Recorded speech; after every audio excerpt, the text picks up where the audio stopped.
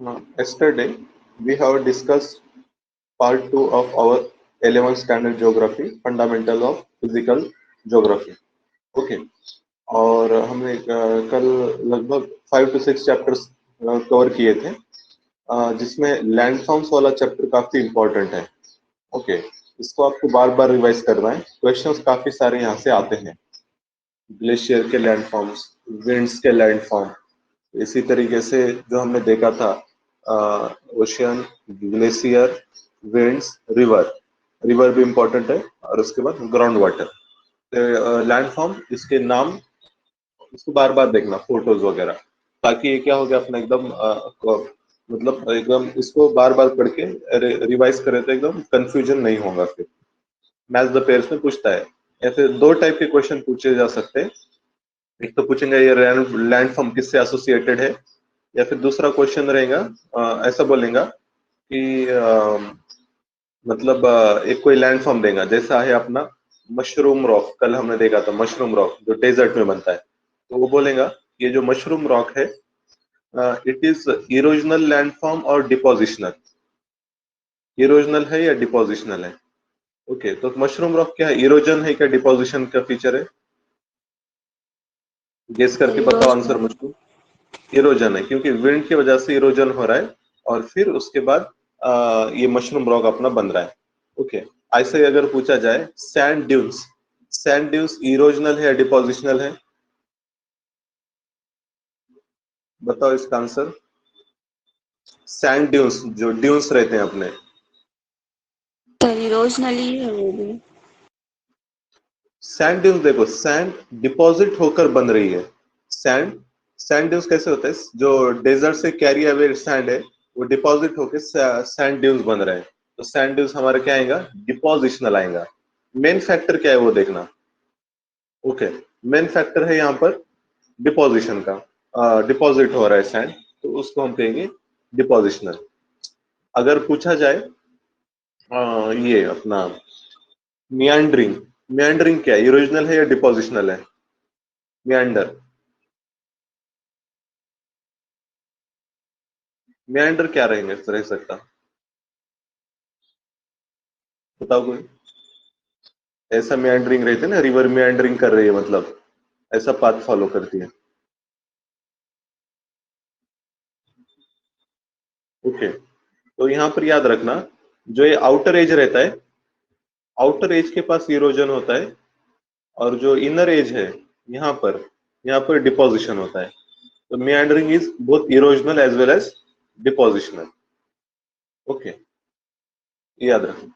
अब यहाँ ये जो शॉर्ट नोट्स है ना, यहाँ पे इरोजनल और डिपोजिशनल ऐसे दोनों हिसाब से दिए. जैसा ये ऊपर वाले इरोजनल है, ये यहाँ पर दिया इरोजनल, और ये भी नीचे वाले डिपोजिशनल. ओके, यहाँ पर भी इरोजनल और डिपोजिशनल, इसको थोड़ा सा ध्यान दो, कौन सा इरोजनल फीचर है, कौन सा डिपोजिशनल है. ओके, अब नेक्स्ट हमको क्या देखना है, क्लाइमेट वाला पार्ट देखना है. ये हम काफी बार वैसे देख भी चुके हैं. तो यहाँ पर atmosphere, insolation, pressure, precipitation, world climate, इसके बारे में दिया हुआ है. अगर हम एटमॉस्फेयर का कंपोजिशन देखते हैं, तो 78% नाइट्रोजन, 21% ऑक्सीजन, ऑर्गन 0.93.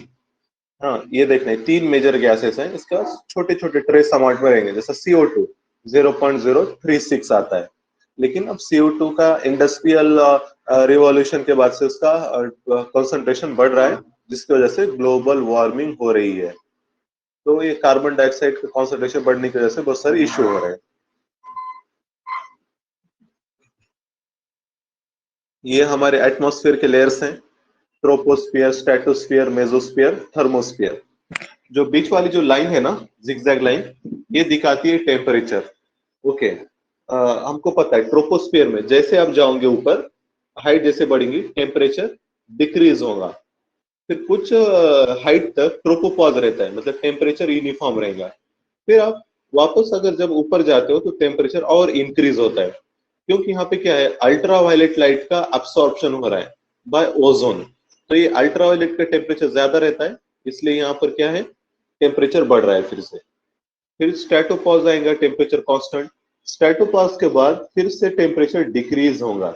ओके, अब यहाँ पर देखना, यहाँ पर नीचे जो ट्रोपोस्फियर है यहाँ पर -60 के आसपास तक टेम्परेचर जा रहा है।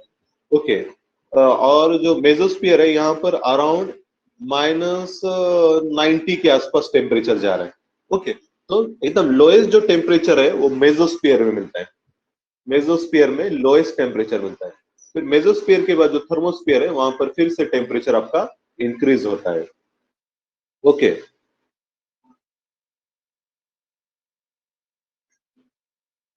इस चैप्टर में solar radiation, heat balance, temperature, इन सारी चीजों की बात की गई है। ओके, मतलब थोड़े कुछ ही चीजें हमको इंपॉर्टेंट है इसमें, जैसे एक टर्म्स रहते हैं, इंसोलेशन। इंसोलेशन मतलब जो सोलर एनर्जी अर्थ पे आ रही है उसको हम इंसोलेशन कहते हैं।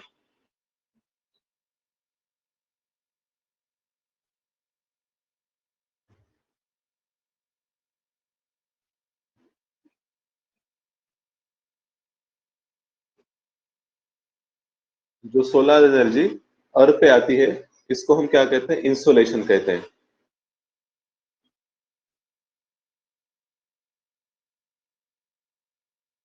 यहाँ पर था इंसोलेशन। ओके, उसके बाद ये तो पता है अर्थ का समर सॉल्स्टाइस। समर सॉल्स्टाइस क्या रहता है, कोई बताएंगा मुझको? इसको एक बार हम डिस्कस कर चुके थे, समर सॉल्स्टाइस क्या रहता है? Anybody, any guess? Summer solstice, winter solstice हमने देखा था। समर सॉल्स्टाइस मतलब ये क्या रहता है? आवाज क्लियर नहीं है। इसका डेज और नाइट इक्वल रहते हैं। ओके, देखो सॉल्स्टाइस में इक्वल नहीं रहते, इक्विनॉक्स में रहते हैं। जो अब इक्विनॉक्स, ऑटमन इक्विनॉक्स और स्प्रिंग इक्विनॉक्स, इक्वल से याद रखो, इक्विनॉक्स में इक्वल रहेंगे। और समर सॉल्स्टाइस में लॉन्गेस्ट डे रहता है। ओके, समर सॉल्स्टाइस में लॉन्गेस्ट डे रहता है। अभी डिपेंड करता है समर सॉल्स्टाइस नॉर्थ हेमिस्फीयर का बोल रहे हैं या साउथ हेमिस्फीयर का बोल रहे हैं। अगर नॉर्थ हेमिस्फीयर का बोल रहे हैं तो वो आएगा मार्च में, सॉरी मार्च कह रहा हूँ, मार्च में नहीं, जून में आएगा कुछ। ओके, जून के आसपास। तो ये जो जून के आसपास ये पोजीशन रहता है अर्थ का। ओके, ये अर्थ का इक्वेटर ऐसे इंक्लाइन है 23.5 डिग्री से। और यहाँ पर याद रखना कि जो नदर हेमिस्फीयर है, नदर हेमिस्फीयर का ज्यादा part under direct sun rays है, इसलिए नदर हेमिस्फीयर में समर रहता है। और जो समर सॉल्स्टाइस है, जो लॉन्गेस्ट डे ऑफ समर रहेगा अराउंड जून 21 को रहेगा, समर नदर्न हेमिस्फीयर में। वही टाइम पे जो सदर्न हेमिस्फीयर रहेगा, यहाँ पे देखो सनरेज बहुत कम आ रही, इतनी पार्ट पे आ रहा है, यहाँ पे विंटर रहता है और विंटर सॉल्स्टाइस रहता है। तो सदर्न हेमिस्फीयर में वही डेट को विंटर सॉल्स्टाइस रहेगा। ओके, और जो फिर नदर्न हेमिस्फीयर है वहां पर विंटर सॉल्स्टाइस अराउंड दिसंबर में आता है, दिसंबर 21-22। ओके, जनरली 6 मंथ का डिफरेंस रहता है, जून टू दिसंबर, ये याद रखना। और जो इक्विनॉक्स रहते हैं वो मार्च में रहते हैं, मार्च और सितंबर, वहां पर इक्वल डे और इक्वल नाइट रहेगा। क्लाउड्स, क्लाउड्स अपने क्या करते हैं ये याद रखना, क्लाउड्स हीट एब्जॉर्ब नहीं करते बट दे रिफ्लेक्ट हीट। हम पढ़ते हैं ना जब क्लाउडी स्काई रहता है रेनी सीजन में, ऐसे क्लाउड जब रहते हैं बहुत सारे, और लैंड से जो रेडिएशंस इमिट होते हैं हमारे, वो क्या होते हैं फिर से रिटर्न होते हैं लैंड के ऊपर ही वापस आते हैं। इसकी वजह से क्लाउडी सीजन में हमको वार्म फीलिंग आता है।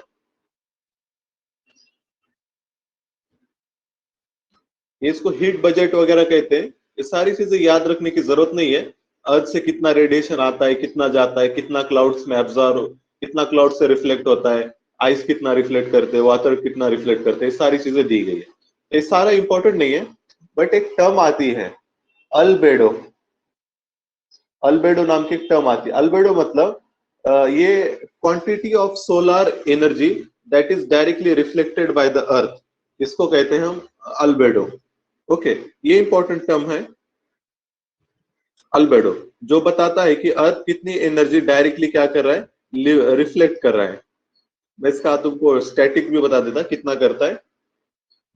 देखो अर्थ का अल्बेडो है 0.3, ओके, 0.3 मतलब इसे परसेंटेज में है, जितना रेडिएशन आता है अर्थ के ऊपर उसका डायरेक्टली 30%, ये मतलब 0.3 कहते हैं उसको, 30% और 30%, तो 30% directly reflected by the earth. मतलब अगर 100 वैट आ रहा है तो 30 वैट अर्थ डायरेक्ट रिफ्लेक्ट करता है स्पेस में। ओके, अर्थ का अल्बेडो है।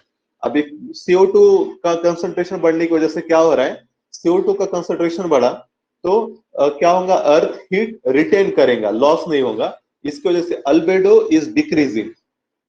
CO2 बढ़ा तो अल्बेडो डिक्रीज हो रहा है, जो हीट रिफ्लेक्ट हो रही है स्पेस को वो डिक्रीज हो रही है, अर्थ के ऊपर ज्यादा स्टोर हो रही है।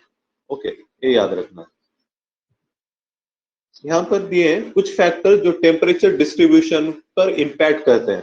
फैक्टर्स कंट्रोलिंग टेम्परेचर डिस्ट्रीब्यूशन, जो अर्थ पे टेम्परेचर है, इक्वेटर पे ज्यादा रहता है, टेम्परेट में कम रहेगा, पोलार में और ज्यादा कम है। तो ये सारे फैक्टर्स क्या क्या है? सबसे पहले आता है लैटिट्यूड। लैटिट्यूड कहाँ पे? लैटिट्यूड जो हॉरिजॉन्टल सर्कल्स रहते हैं, अगर आप इक्वेटर के पास है तो डायरेक्ट सनराइज ज्यादा मिल रहे हैं तो टेम्परेचर ज्यादा है, टेम्परेट पे कम सनराइज है, पोलार में तो बहुत ही कम है, तो इसलिए लैटिट्यूड का इंपैक्ट गिरेगा। अल्टीट्यूड का भी इंपैक्ट गिरेगा। आप जैसा ऊपर जाओगे टेम्परेचर कम होता है, 1 किलोमीटर को 6.5 डिग्री सेल्सियस टेम्परेचर डिक्रीज होता है, ये याद रखना।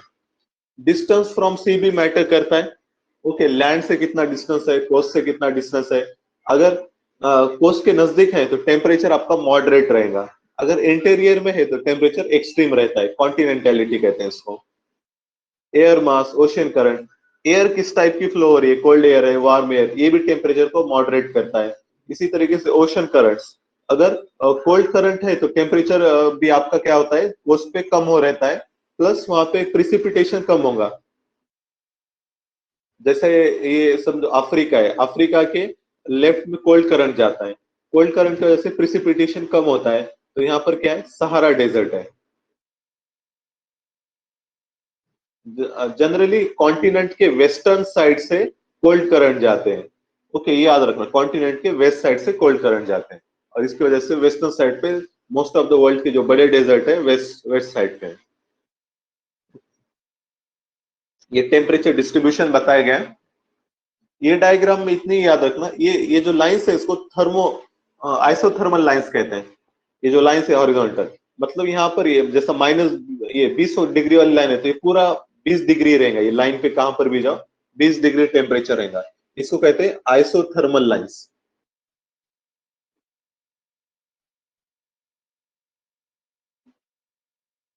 ओके, और आप और एक चीज गौर करोगे, जो ओशन पे से जो लाइन जाते हैं वो इक्वी डिस्टेंस मतलब यूनिफॉर्म है, और जो कॉन्टिनेंट पे से जा रहे हैं जिगजैग है। तो कॉन्टिनेंट में टेम्परेचर वेरिएशन ज्यादा रहता है, और सदर हेमिस्फीयर में देखो वहां पर लैंड कम है तो ओशियन ज्यादा है, तो वहां पर एक यूनिफॉर्म है, ज्यादा स्ट्रेट भी है और दोनों के बीच का स्पेसिंग भी यूनिफॉर्म है। ओके, ये याद रखें। थर्मल इक्वेटर मतलब अपना ITCZ रहता है। Okay, ITC inter tropical convergence, जहां पर ट्रेड विंड क्या होते हैं, कन्वर्ज होते हैं। ओके,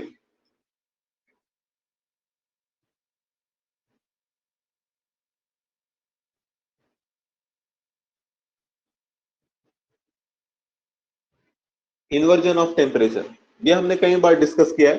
टेम्परेचर इन्वर्जन हमको पता है, जैसा हम ऊपर जाते हैं एक हाइट पर अगर जा रहे हैं तो टेम्परेचर क्या हो रहा है हमारा, टेम्परेचर हमारा डिक्रीज होता है, जैसे जैसा हाइट पर जाएंगे टेम्परेचर डिक्रीज होता है। ओके, पर जब टेम्परेचर इन्वर्जन की कंडीशन में जैसा हम हाइट पर जाएंगे तो टेम्परेचर हमारा इंक्रीज होगा, ऊपर जा रहे टेम्परेचर भी इंक्रीज हो रहा है, ये होता है टेम्परेचर इन्वर्जन के कंडीशन में। ओके, अब क्या इसमें क्यों होता है, इसके रीजंस क्या हैं? तो उसके मेनली 3 रीजंस हैं। एक तो क्या क्या फैक्टर्स रहना चाहिए, एक तो है कि long winter nights, long winter nights.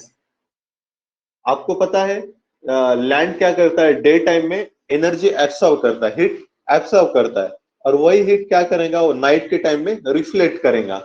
अगर नाइट आपकी लंबी है तो ज्यादा समय तक वो हीट लैंड क्या करेगा, इजेक्ट करेगा, इमिट करेगा, जितना आ रही है उससे ज्यादा भी इमिट करेगा, तो इसकी वजह से टेम्परेचर और कूल डाउन होगा लैंड का। Okay, second thing, steel air, air मतलब स्टील रहना चाहिए, फ्लो नहीं होना चाहिए। अगर एयर अगर फ्लो हो रही है ज्यादा तो उससे हीट डिसिपिएट होंगे, पर एयर अगर स्टील है तो हीट क्या होगा, मतलब वहां पे हीट मतलब वहां पर ही रुकेंगी, मतलब ग्राउंड के ऊपर मतलब गरम गरम रहेगा, हॉट रहेगा, ग्राउंड पे कूल रहेगा और ऊपर एयर स्टील है तो वहां की हॉट एयर रहेंगी वहां पे। तो long winter night, steel air. और जो तीसरी कंडीशन है इसके लिए, क्लियर स्काई। क्लियर स्काई रहना चाहिए, मतलब क्लाउड्स नहीं रहना चाहिए। अगर क्लाउड्स रहते तो हीट को ट्रैप करते, हीट को reflect back to the towards earth करते हैं। बट अगर क्लियर स्काई है तो हीट पूरी के पूरी स्पेस में, मतलब ऊपर के डायरेक्शन में चले जाएंगे। तो ऐसे जब तीन कंडीशन होते हैं तो ग्राउंड पे कम टेम्परेचर रहता है और ऊपर टेम्परेचर ज्यादा रहता है, इसको कहते हैं टेम्परेचर इन्वर्जन। ये याद रखना, यही चीजें यहाँ पर इन्होंने मेंशन की है।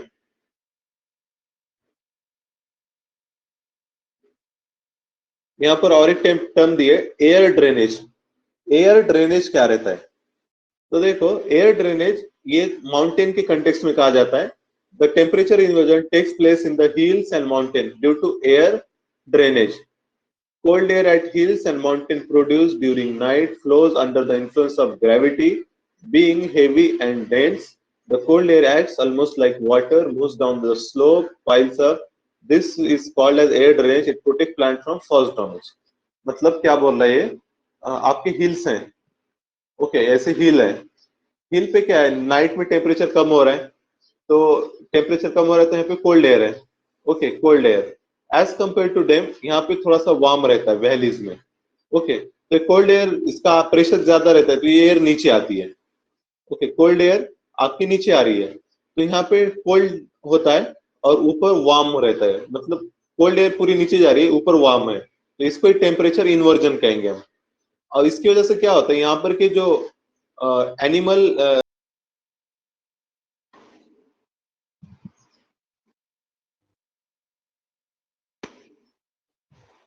Okay, I am audible? Yes, Yes, sir. sir. Yes. हाँ, तो हम एयर ड्रेनेज देख रहे थे। एयर ड्रेन अगर टेम्परेचर इन्वर्जन होता है हिली रीजन में, तो जो वैली रहती है वैली में कोल्ड टेम्परेचर रहेगा, हिल पर वार्म टेम्परेचर रहेगा, क्योंकि कोल्ड एयर हिल्स पर से नीचे जाएंगी वैलीज में, जिसकी वजह से ऊपर टेम्परेचर वार्म रहेगा और फ्रॉस्ट वगैरह नहीं तैयार होता है। यहाँ के जो ट्रीज वगैरह रहेंगे they are protected from frost. Frost मतलब जो आइस वगैरह डिपॉजिट होता है लीव्स, ट्री लीव्स पर वगैरह, उससे प्रोटेक्ट होते हैं स्पेशल, इसको कहते हैं एयर ड्रेनेज। एक टर्म याद रखना, एयर ड्रेनेज।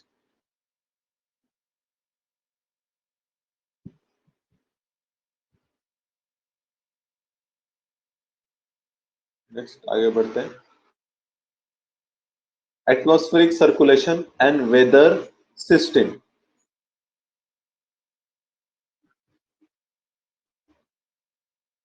जहां पर प्रेशर इक्वल रहता है, ऐसे जो लाइंस हैं इनको हम कहते हैं क्या कहते हैं, प्रेशर अगर सेम है तो आइसो, तब मेरे को भी याद नहीं आ रही है, आइसो बार, सॉरी Bar. आइसो बार कहते हैं। हाँ, ये टर्म याद रखना, आइसो बार।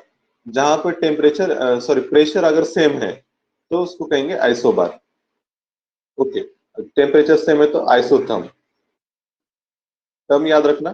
सेम इसका भी है, ओशन जो वाटर पे के रहते हैं वो आइसोबार यूनिफॉर्म स्पेसिंग रहता है, या फिर आप ऐसे भी कह सकते हो isobars are more uniform in southern hemisphere as compare to northern hemisphere, क्योंकि नदर्न हेमिस्फीयर में लैंड ज्यादा है तो वेरिएशन ज्यादा होते हैं, but in southern hemisphere water ocean ज्यादा है तो वहां पर यूनिफॉर्मिटी है, ओके याद रखना। यहाँ पर factors that affect velocity and direction of winds ये दिए हैं, ऐसे फैक्टर जो डायरेक्शन ऑफ विंड अफेक्ट करते हैं। तो सबसे पहले इंपॉर्टेंट है प्रेशर ग्रेडियंट फोर्स। हमको पता है winds flow from high pressure to low pressure, तो ये जो डिफरेंस रहता है प्रेशर का डिफरेंस, इसी को कहते हैं प्रेशर ग्रेडियंट। तो जहां पर प्रेशर ग्रेडियंट रहेगा विंड क्या होंगे, फ्लो होंगे। Second thing is frictional force, okay. Frictional force मतलब जो ग्राउंड के साथ जो फ्रिक्शन होता है एयर का वो भी मैटर करता है, ओके। ग्राउंड के ऊपर फ्रिक्शन ज्यादा है तो स्पीड भी कम रहेगी, और सी सरफेस के ऊपर फ्रिक्शन कम रहता है तो विंड की वेलोसिटी सी पर ज्यादा रहती है, कोरोलिस फोर्स, हमारा अर्थ क्या हो रहा है, रोटेट कर रहा है, ओके, वेस्ट टू ईस्ट, और इस रोटेशन की वजह से एक फोर्स, अपेरेंट फोर्स एक्ट होता है जितने भी पार्टिकल्स हैं जो अर्थ के ऊपर, जितनी बॉडीज हैं, तो उसको कहते हैं हम कोरोलिस फोर्स, जो अर्थ के सर्कुलर मोशन की वजह से होता है। ओके, यहाँ पर प्रेशर और विंड, ओके, प्रेशर और विंड ये दोनों का डिस्कशन दिया है। ये देखो अभी हमने जैसा देखा कि विंड जो है वो कैसे फ्लो होते हैं, high pressure to low pressure. ये डायग्राम थोड़ा देखना, 100 मिलीबार ये प्रेशर है और 108 मिलीबार यहाँ पे प्रेशर है। तो फ्लो कैसा होना चाहिए विंड का, हाई प्रेशर नीचे, ऊपर लोअर, तो एयर ऐसी जानी चाहिए, इसको हम कहेंगे प्रेशर ग्रेडियंट फोर्स। और एक फोर्स एक्ट होता है विंड पर, अभी हमने देखा कोरोलिस फोर्स। कोरोलिस फोर्स भी एक्ट होता है विंड के ऊपर, जो कि अर्थ के रोटेशन की वजह से है, ठीक है, जिसकी वजह से उसकी डायरेक्शन चेंज होती है, विंड की डायरेक्शन। ओके, यहाँ पर इस फिगर में कोरोलिस फोर्स इस डायरेक्शन में एक्ट हो रहा है। जब Coriolis force is equal to pressure gradient force, तब विंड क्या होते हैं, पैरेलल टू आइसोबार फ्लो होते हैं, जियोस्ट्रॉपिक विंड कहते हैं इसको। जब pressure gradient force is equal to Coriolis force, तो विंड क्या है, ना प्रेशर ग्रेडियंट के डायरेक्शन में जाते हैं ना कोरोलिस के डायरेक्शन में जाते हैं, they flow parallel to this line, isobar जो रहती है, ये वाली जो लाइन है, इसको पैरेलल मतलब दोनों के बीच में से चले जाएंगे, इसको हम कहते हैं जियोस्ट्रॉपिक विंड। ये स्पेशल टाइप ऑफ विंड है, इसको जियोस्ट्रॉपिक विंड कहते हैं। अभी देखो थोड़ा सा आपको यहाँ पे ना क्लियरिटी नहीं है, नहीं आई होगी, मैं आपको और एक डायग्राम बताता हूँ। ये हमारा अर्थ है, सपोज यहाँ पर इक्वेटर है, इक्वेटर पे हमारे क्या रहता है, लो प्रेशर रहता है। अब ये ऊपर सब ट्रॉपिकल हाई प्रेशर बेल्ट है, subtropical high pressure. Okay, तो विंड्स हमारे कैसे जाना चाहिए, high pressure to low pressure, winds actually ऐसे जाना चाहिए हमारे। ओके, बट अर्थ क्या है, रोटेट हो रही है और कोरोलिस फोर्स एक्ट होता है। तो कोरोलिस फोर्स का ऐसा रहता है, अगर नदर्न हेमिस्फीयर में कोई बॉडी है तो वो राइट वर्ड डिफ्लेक्ट होती है। तो ऐसे विंड्स है, विंड्स क्या होंगे, राइट साइड में डिफ्लेक्ट होंगे, तो विंड्स ऐसे जाते हैं हमारे। आपने विंड की डायग्राम देखी होंगी, तो एक्चुअल में ऐसा पाथ जाता है कोरोलिस फोर्स की वजह से। ओके, पर अगर ऐसी कंडीशन होती है कि Coriolis force is equal to, Coriolis force अगर प्रेशर ग्रेडियंट फोर्स के इक्वल हो जाता है, तो तब क्या होगा, विंड ऐसे ब्लो करेंगे पैरेलल, मतलब विंड्स आपके ऐसे जाएंगे इस डायरेक्शन। ओके, तो इसको कहते हैं जियोस्ट्रॉपिक विंड कहते हैं।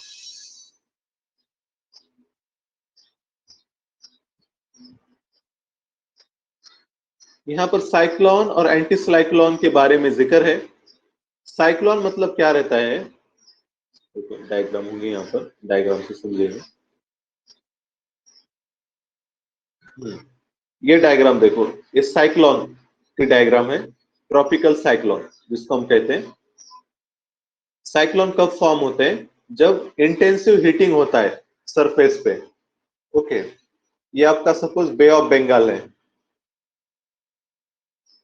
इट इज, अब सपोज ऐसा बे ऑफ बंगाल है पूरा अपना म्यांमार वगैरह, बे ऑफ बंगाल, यहाँ पर हीटिंग हो रहा है, हीटिंग होने के बाद क्या होगा, यहाँ पे लो प्रेशर तैयार होगा।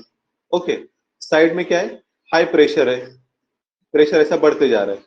तो क्या होता है, विंड जो है, विंड अभी हमने देखा high pressure to low pressure जाते हैं, तो विंड ऐसे जाएंगे। ओके,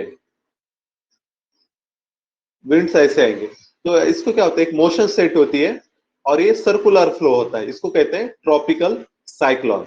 और ये इसका मूवमेंट कैसा होता है, ये साइड ईस्ट है, तो ये जाते हैं ईस्ट टू वेस्ट, ये ट्रॉपिकल साइक्लोन का डायरेक्शन रहता है।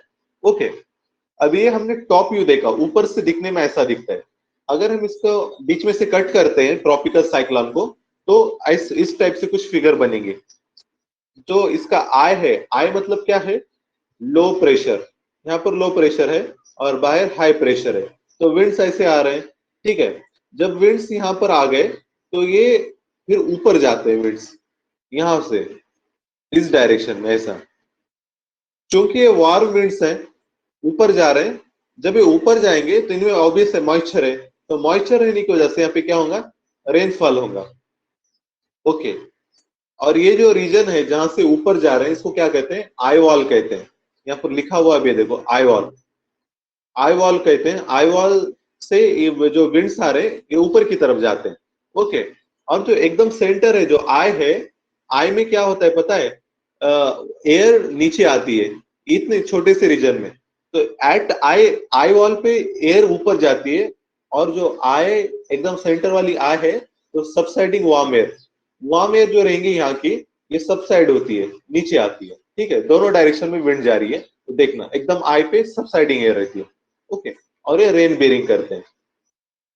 इसका जो डायरेक्शन है क्लॉकवाइज है, क्लॉकवाइज इन नदर्न हेमिस्फीयर, यहाँ पर दिया भी है। जो साइक्लोन्स रहते हैं हमारे नदर्न हेमिस्फीयर में, इनका जो डायरेक्शन रहता है क्लॉकवाइज रहता है, सॉरी एंटी क्लॉकवाइज। हाँ, ऐसी जो डायरेक्शन ऐसे जा रहे हैं ना विंड्स, तो ये एंटी क्लॉकवाइज डायरेक्शन रहती है। साइक्लोन की डायरेक्शन नदर्न हेमिस्फीयर में एंटी क्लॉकवाइज, सदर्न में क्लॉकवाइज।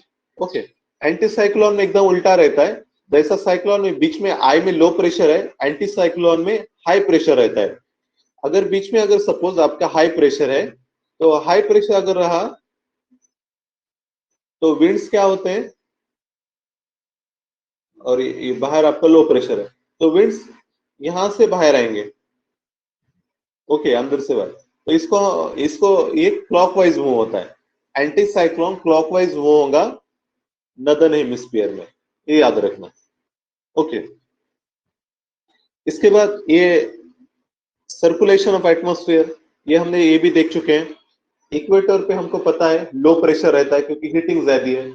ये सब ट्रॉपिकल पे हाई प्रेशर रहता है, सब पोलर पे लो प्रेशर रहेगा, और पोलर रीजन पर हाई प्रेशर रहेगा।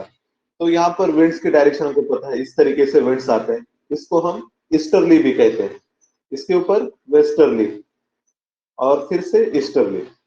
यहाँ पर याद रखना ये विंड्स को ट्रेड विंड भी कहते हैं क्योंकि साल भर रहते हैं, साउथ ईस्ट ट्रेड विंड्स वगैरह। ओके, अब यहाँ पर इक्वेटर पे जो विंड आ रहे हैं आपके, ये विंड आते हैं इक्वेटर पे ट्रॉपिक से, फिर ये ऊपर जाते हैं हिट होके, फिर ऊपर कूल होते हैं और फिर नीचे आते हैं। ओके, ऐसा सेल सर्कुलेशन रहता है, इसको हम कहते हैं हेडली सेल। जो टेम्परेट रीजन में रहती है इसको कहते हैं फेरल सेल, और सबसे ऊपर जो रहेंगे उसको हम कहते हैं polar cell. Hadley cell, Ferrel cell और पोलर सेल। ओके, ये तीनों याद रखना।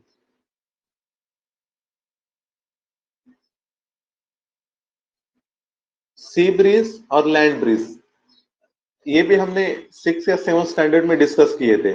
ओके, फिर भी एक बार आपको ब्रीफली रिवाइज कराता हूँ। सी विंड, सी ब्रीज और लैंड ब्रीज, डे टाइम है आपका। ओके, और ये सपोज ये ओशन है और यहाँ पर आपका लैंड है। ओके, ये ओशन है आपका, तो हीट जल्दी होता है आपका लैंड, लैंड का हीटिंग जल्दी होता है। तो लैंड पे क्या होगा, एयर वार्म होगी, वार्म एयर मतलब लो प्रेशर, और फिर कंपैरेटिवली ओशन पे हाई प्रेशर रहेगा। तो विंड्स क्या होंगे, ओशन से लैंड पर जाएंगे डे टाइम में, इसको कहते हैं सी ब्रीज। ओके, नाइट में एग्जैक्ट उल्टा होगा, लैंड से हीट इमिट होंगी और लैंड फास्टर कूल हो जाएगा। तो लैंड पर हाई प्रेशर, ओशन पर लो प्रेशर, तो विंड क्या करेंगे, लैंड से सी पर जाएंगे, जिसको हम कहते हैं लैंड ब्रीज कहते हैं। ये नाइट टाइम में होता है। ओके, सेम केस रहता है माउंटेन का। Okay, mountain and valley winds. Okay, अब इसके बाद यहाँ पे जो कंसेप्ट है वो है ट्रॉपिकल साइक्लोन, तो हमने देख लिए। जो ट्रॉपिक रीजन में मेनली आते हैं ऐसे ही रहते हैं टेम्परेट साइक्लोन।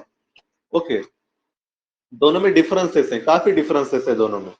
जैसा कि अभी हमने देखा, जो टेम्परेट ट्रॉपिकल साइक्लोन तैयार हो रहे हैं, ये हाई प्रेशर लो प्रेशर तैयार होने की वजह से, मतलब मेनली हीटिंग की वजह से होते हैं। और जो ये है अपने टेम्परेट साइक्लोन है, इनका रीजन डिफरेंट है। ये तैयार होते हैं एयर मास के कोलिजन की वजह से। एयर मास क्या रहता है, कोई एक रीजन है आपका, और एक वहां पर उसके ऊपर एयर है, तो और वो एयर हैज पर्टिकुलर टेम्परेचर और प्रेशर, तो उसको कहते हैं हम एयर मास कहते हैं। एयर विथ क्या पर्टिकुलर टेम्परेचर और प्रेशर और स्प्रेड ओवर एन एरिया, इसको कहेंगे एयर मास। तो अगर समझो पोलर रीजन से, मतलब पोलर रीजन पे के ऊपर की एयर है, उसको हम कहेंगे कोल्ड एयर मास, मतलब कोल्ड रहती है। और ट्रॉपिकल वगैरह रीजन से है, टेम्परेट रीजन से अगर कोई एयर आ रही है, विंड आ रहे हैं, तो उसको हम कहेंगे warm air mass, cold air mass और वार्म एयर मास। ठीक है, अगर ये दोनों अगर जब कोलाइड होते हैं, कोल्ड एयर मास और वार्म एयर, जब ये कोलाइड होंगे तो तब टेम्परेट साइक्लोन तैयार होते हैं। ओके, जब ये दोनों कोलाइड होते हैं। अब जैसा कि हमको पता है कोल्ड एयर मतलब हाई प्रेशर है, ओके, और वार्म एयर मतलब लो प्रेशर। जब दोनों एक दूसरे से टकराएंगे ना, तो कोल्ड एयर क्या करेंगे, वार्म एयर को ऊपर उठाएंगे। याद रखना, ये इसको ऊपर उठाएंगे, नीचे से पुश करेंगे, ये ऊपर जाएगा। अब वार्म एयर हमको पता है, वार्म एयर में क्या रहेगा, मॉइस्चर रहेगा, और ये मॉइस्चर, अगर मॉइस्चर वाली एयर अगर ऊपर चली जाती है हाइट पे, तो क्या होगा, मॉइस्चर कूल हो जाएगा और रेनफॉल होगा। ओके, तो ये याद रखना, cold air will uplift warm air और रेनफॉल होगा। ठीक है, तो ऐसा इस तरीके से टेम्परेट साइक्लोन मतलब प्रोसीड करते हैं।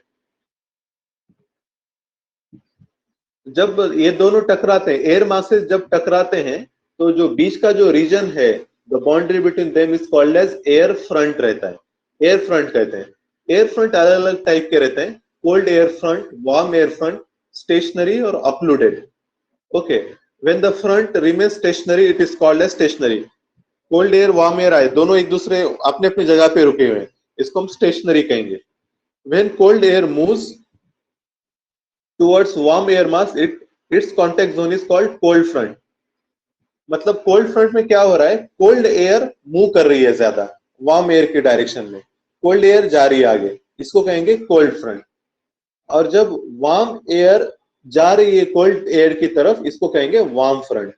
ओके, और एक रहता है अपलूडेड फ्रंट। अपलूडेड में क्या होता है,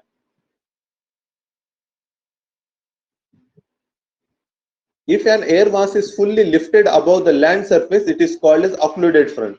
occluded front अभी हमने देखा, ये साइक्लोन में होता है, एक एयर मास क्या करता है, दूसरे को ऊपर उठा लेता है, तो इसको occluded front कहते हैं। ये टेम्परेट साइक्लोन में होता है, occluded air front। ओके, ऐसा मतलब ये कोल्ड एयर यहां से आ रही है और ये आपकी वार्म एयर है। ओके, और ये वार्म एयर को ऊपर अप, सॉरी, कोल्ड एयर इधर से आ रही है, वार्म एयर यहाँ से, और ये वार्म एयर को अपलिफ्ट कर रही है ऊपर। ऊपर क्या होगा, फिर बाद में रेनफॉल होगा, इसी को हम कहते हैं टेम्परेट साइक्लोन। ये टॉप व्यू ऐसा दिखता है। ओके, मतलब ये डायरेक्शन में कोल्ड एयर आ रही है आपकी, और ये वार्म एयर को पुश कर रही है, वार्म एयर धीरे धीरे ऊपर उठेंगे।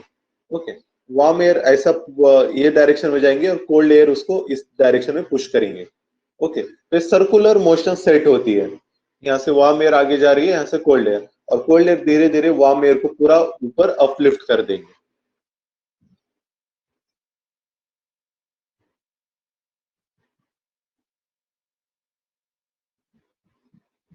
ठीक है, तो ये दोनों इसकी कैरेक्टरिस्टिक थे।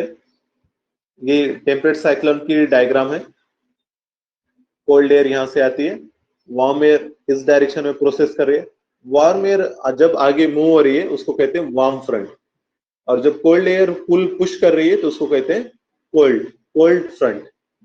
ओके, और बाद में क्या होता है, कोल्ड एयर पूरा के पूरा वार्म एयर को अपलिफ्ट कर देती है।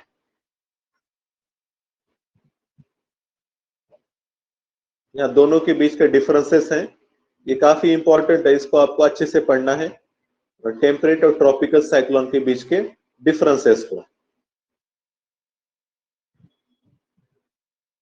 एक ये डिफरेंस भी समझ लेना, ड्राइविंग फोर्स क्या रहता है टेम्परेट और ट्रॉपिकल साइक्लोन के लिए। In tropical cyclone derives its energy from the latent heat of condensation and difference in density of air masses does not contribute to energy। Air mass का जो concept है वो टेम्परेट साइक्लोन में रहता है, tropical में नहीं है। ट्रॉपिकल को जो हीट मिलते हैं साइक्लोन को, वो कंडेंसेशन ऑफ एयर मास, हमने देखा था कि बीच में जो आई रहती है, आई के पास हाई प्रेशर विंड्स आ रहे हैं और ये अपलिफ्ट हो रहे हैं, ये जब ऊपर जाएंगे तो ये कूल होंगे, कूल होने के बाद इनसे क्या होती है, एनर्जी रिलीज होती है, तो ये जो रिलीज हो रही है एनर्जी, इसको हीट ऑफ कंडेंसेशन कहते हैं। यही हीट जो मोशन सेट करती है ट्रॉपिकल साइक्लोन की। और यहाँ की अगर टेम्परेट की बात करें the energy of a temperate cyclone depends upon density of air mass. तो एयर मास की जो डेंसिटी रहेगी मिलती है टेम्परेट साइक्लोन को। ओके, ये डिफरेंस याद रखना, काफी इंपॉर्टेंट है, इस पर क्वेश्चन पूछे जाते हैं बार बार।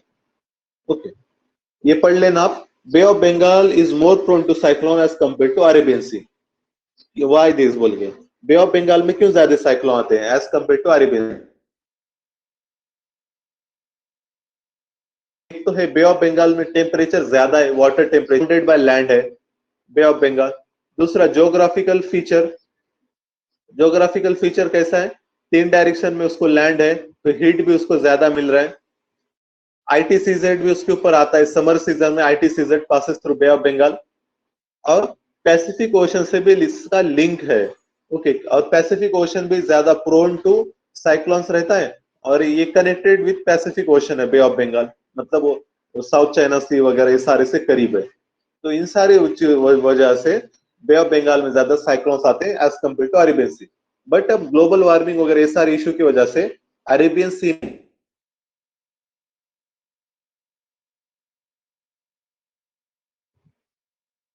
नेक्स्ट है वाटर इन एटमॉस्फेयर। एटमॉस्फेयर में जो वाटर है उसके बारे में यहाँ पर दिया है। ओके, कुछ टर्म्स हैं वो देखें। पर present in the air is known as humidity.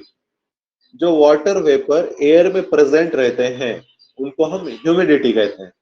Okay, the actual amount of the water vapour present in atmosphere is known as absolute humidity. Absolute मतलब एक्चुअल अमाउंट ऑफ वाटर, मतलब कितना KG पर शायद metre cube में लेते हैं, एक metre cube air में कितना क्वांटिटी ऑफ ह्यूमिडिटी है, इसको हम कहेंगे absolute humidity. Okay, metre cube, gram पर क्यूबिक मीटर इसका काउंट करते हैं। ओके, फिर दूसरा आता है रिलेटिव ह्यूमिडिटी। रिलेटिव ह्यूमिडिटी मतलब the percentage of moisture present in the atmosphere as compare to its full capacity at a given temperature is known as relative humidity. ये कैसा रहता है देखो, एक अब सपोज अभी 25 डिग्री सेल्सियस टेम्परेचर है, ये टेम्परेचर पे एयर मैक्सिमम कितना होल्ड कर सकता है मॉइस्चर, तो suppose maximum moisture air hold कर सकता है 50 उसका, पर अभी एक्चुअल में है कितना 25 मॉइस्चर है, 25 यूनिट मॉइस्चर है, और मैक्सिमम 50 होल्ड कर सकता है एयर एट इस टेम्परेचर। तो रिलेटिव ह्यूमिडिटी क्या रहती है, इसका रेशियो रहता है अभी एक्चुअल में कितना है, मैक्सिमम कितना रह सकता है इंटू 100, तो ये आएगा आपका 50%। तो रिलेटिव ह्यूमिडिटी 50% है, मतलब और इतना ही इक्वल मॉइस्चर इसमें ऐड किया जा सकता है। ओके, इसको रिलेटिव ह्यूमिडिटी कहते हैं। स्पेसिफिक ह्यूमिडिटी मतलब कितने ग्राम अभी प्रेजेंट है 1 मीटर क्यूब में। और एक टर्म है ड्यू पॉइंट।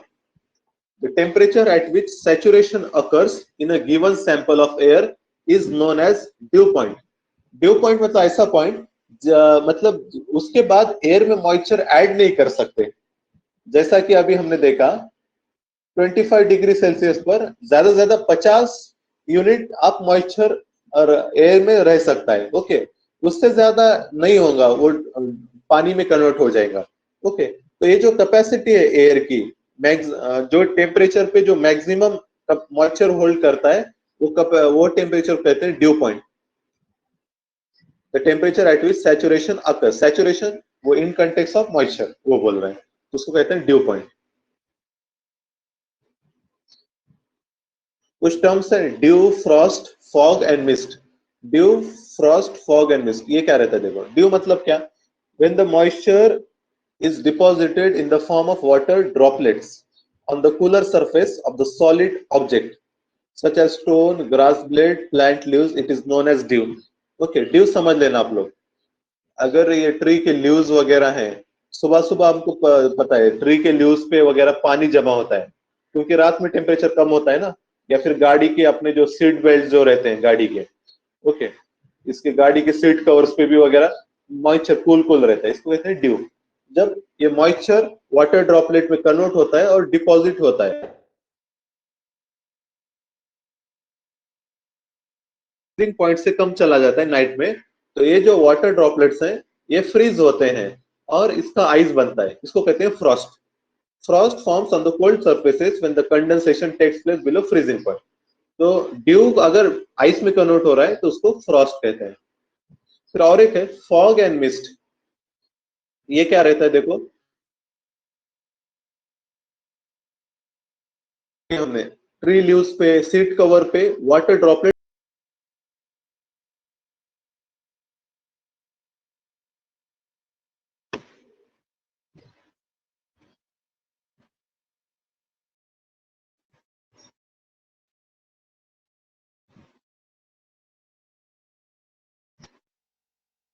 ओके।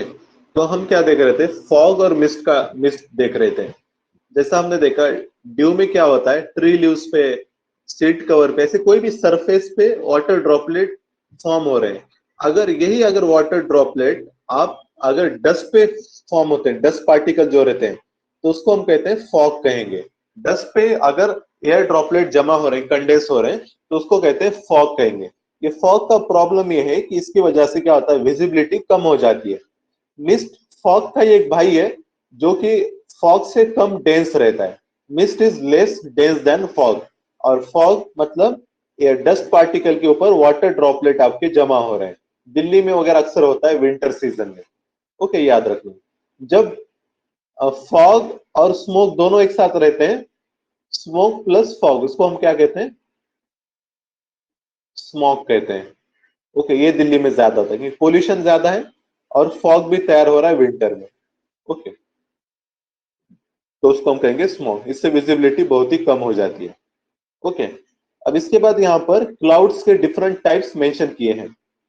क्लाउड्स के जो मेनली टाइप्स हैं, सिरस, क्यूमुलस, स्ट्रेटस और निम्बस। तो हम इसको डायग्राम से समझेंगे। ये डायग्राम है क्लाउड्स की। ओके, जो देखो तीन टाइप के क्लाउड्स हैं। एक लो अल्टीट्यूड पे ये वाले क्लाउड, एक मिड अल्टीट्यूड पे और हाई अल्टीट्यूड।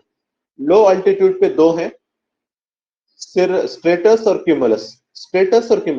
स्ट्रेटस से लेयर्स शेप में रहते हैं, ऐसे लेयर्स रहेंगे। ओके, ऐसे लेयर्स में जो क्लाउड्स रहते हैं उनको हम कहते हैं स्ट्रेटस कहते हैं। क्यूमुलस का शेप देखो, ये इसको कहते हैं उली और पफी। उली और पफी ऐसे उल शेप में है, पफी और विथ फ्लैट बेस। बेस इनका क्या है, फ्लैट है। क्यूमुलस बेस इज फ्लैट और स्ट्रेटस जो है वो लेयर्स में है।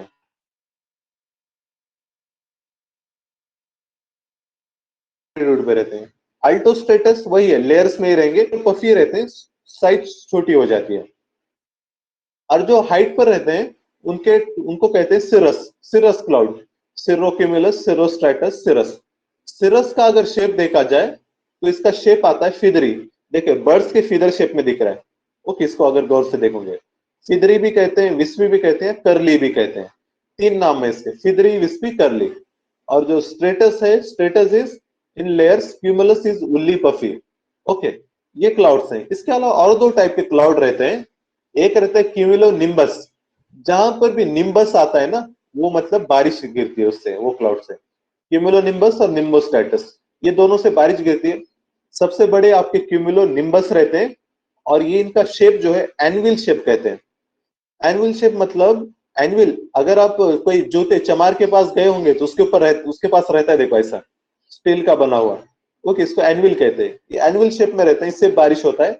और एक रहता है निम्बोस्टेटस, इससे बारिश बहुत ज्यादा होता है। निम्बो से एकदम ब्लैक कलर के रहते हैं। इसको कहते हैं कंटिन्यूअस रेन बेयरिंग क्लाउड भी कहते हैं। Nimbostratus is also called as continuous rain bearing cloud. Okay, इसको याद रखना। इसके बाद जो है रेनफॉल के टाइप्स दिए हैं। Convectional rainfall, orographic rainfall, cyclonic rainfall. Convectional rainfall क्या है आपका? ओके, कन्वेक्शनल रेनफॉल जैसा ट्रॉपिकल रीजन है आपका, मतलब 0 डिग्री इक्वेटर के पास, इक्वेटर है और सपोज इंडोनेशिया है आपका, तो यहाँ पर साइड का जो ओशन है यहाँ पर हीटिंग होता है। दिन में हीटिंग होगा, शाम के टाइम ये क्लाउड्स तैयार होंगे, लैंड पर आएंगे और बारिश होगा। तो इसको हम क्या कहते हैं, क्लाउड जा रहे हैं फिर बारिश हो रहा है, तो इसको कहते हैं कन्वेक्शनल रेनफॉल। ओके, हीटिंग और कूलिंग की वजह से जो होता है इसको कन्वेक्शनल रेनफॉल कहते हैं। दूसरा ओरोग्राफिक रेनफॉल। ओके, यहाँ पर ओशन है और यहाँ पर पहाड़ है। ओके, क्लाउड्स यहाँ पे आपके आ रहे हैं, क्लाउड्स यहाँ पर आएंगे, पहाड़ से टकराएंगे, फिर ये ऊपर जाएंगे। ऊपर ऊपर जैसे जाते हैं तो टेम्परेचर कम होता है, और ये जो विंडवर्ड साइड है जो पहाड़ की, वहां पर ज्यादा बारिश होता है, और लीवर्ड साइड में कम होता है। ओके, ये ऐसा होता है वेस्टर्न घाट साइड में, ओके, इंडिया में। इसको कहते हैं ओरोग्राफिक रेनफॉल। ओरोग्राफिक, और दूसरा ही इसका और एक नाम है रिलीफ रेनफॉल, याद रखना। ओरोग्राफिक और रिलीफ, इसका ही दूसरा नाम है। और एक साइक्लोनिक रेनफॉल, जो अभी हमने देखा, ट्रॉपिकल साइक्लोन और टेम्परेट साइक्लोन, दोनों की वजह से भी रेनफॉल होता है, इसको हम कहेंगे साइक्लोनिक रेनफॉल। ओके, तो ये चीज थी यहाँ पर। अब इसके बाद जो नेक्स्ट वाला चैप्टर है, इसमें क्या है, वर्ल्ड के क्लाइमेट एंड क्लाइमेट चेंज, इसके बारे में बोला गया है। एक कोपन नाम का साइंटिस्ट था, इसने क्या दिया, क्लासिफिकेशन ऑफ वर्ल्ड क्लाइमेट इसने किया है।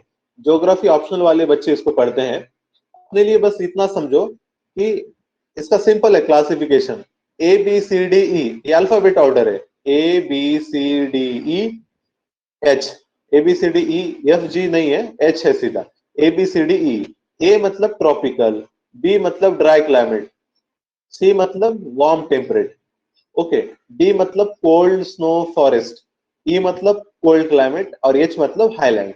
ओके, एच से हाईलैंड याद रखना, E cold climate, A tropical. India में ए भी मिलता है, ई भी मिलता है, एच भी मिलता है।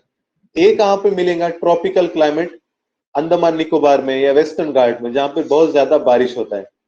कोल्ड क्लाइमेट हमारे पास लद्दाख में मिलेगा, ओके, और हाईलैंड वाला मिलेगा हिमालयस पे वगैरह, ओके, और ड्राई क्लाइमेट यहाँ पे मतलब डेजर्ट रहता है शायद से, तो वो भी अपने पास है, ठीक है। तो बहुत सारे इसमें के हमारे पास मिलते हैं, ये उसको ही और एक्सप्लेन किए हैं। ये पूरे कोड्स वगैरह सारी याद रखने की जरूरत नहीं, ये वाला चार्ट याद रखना, A B C D E H, okay.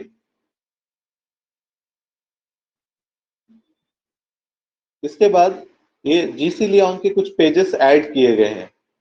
कल हम क्या करेंगे, पहले जीसी लियोंग डिस्कस करेंगे, और जीसी लियोंग से हम कुछ जो पार्ट है क्लाइमेट का पार्ट, कुछ वहां पे चैप्टर बहुत अच्छे से दिया गया है, तो हम वहां से डिस्कस करेंगे ये वाला पार्ट को। अभी बस मैं इसको ब्रीफली आपको रिवाइज कराता हूँ, ओके। अभी आपका सेशन है मोहसिन सर का, यस यस सर, सर। कोई बता 9:30 जी मुझको, सर। 9:30 से है ना, ओके ठीक है। तो अभी हम बस 2 मिनट में एंड करते हैं। ये डायग्राम है, ये सबसे इंपॉर्टेंट है, इसमें वर्ल्ड के डिफरेंट क्लाइमेट जोन्स बताए गए हैं, 0, 10 डिग्री, 30, 45, 65, 90। इसको 4 से 5 बार पढ़ो, और 4 से 5 बार इसको ड्रॉ करो अपने हाथ से, ओके, तभी ये समझ में आएगा। ये काफी इंपॉर्टेंट है, याद रखना। स्टार्ट में बहुत डिफिकल्ट दिखता है, पर एक बार ये इस डायग्राम पे कमांड आ गई हमारी, तो बाकी पूरा समझना आसान है।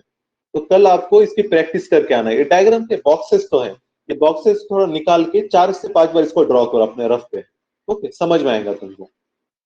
और फिर ये डायग्राम के हिसाब से वर्ल्ड के डिफरेंट रीजन्स यहाँ पर बताए गए हैं।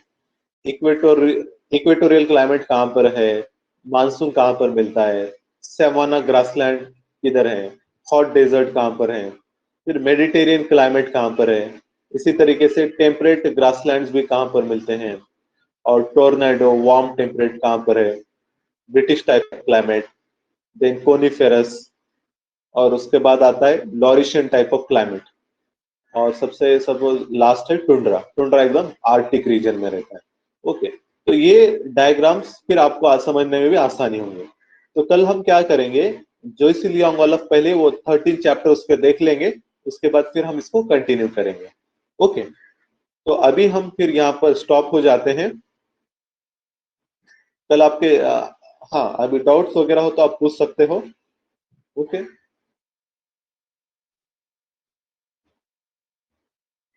Any doubt?